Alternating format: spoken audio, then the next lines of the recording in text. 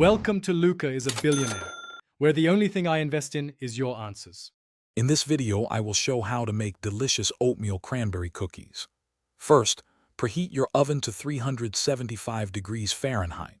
In a large bowl, cream together 1 cup of softened, unsalted butter with 1 cup of packed light brown sugar and 1/2 cup of granulated sugar until light and fluffy.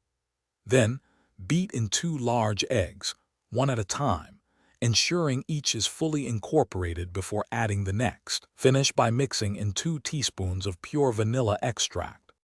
Now let's prepare our dry ingredients. In a separate medium bowl, whisk together 1 1/2 cups of all-purpose flour, 1 teaspoon of baking soda, and 1 teaspoon of ground cinnamon. Gradually add this dry mixture to your wet ingredients, mixing on low speed until just combined. Be careful not to overmix. Finally, fold in 3 cups of old-fashioned rolled oats and 1 cup of dried cranberries. It's time to bake. Drop rounded tablespoons of your cookie dough onto baking sheets lined with parchment paper, ensuring they are spaced about 2 inches apart. Bake in your preheated oven for 10 to 12 minutes, or until the edges are beautifully golden brown. The centers might still look a little soft, but they will set as they cool. Let them cool on the baking sheet for 5 minutes.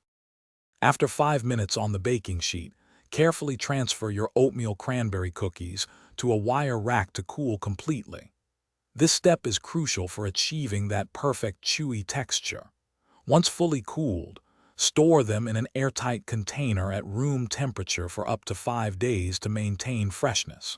For longer enjoyment, you can freeze the baked cookies for up to 3 months. Thanks for watching and please subscribe. It's the best investment you'll ever make.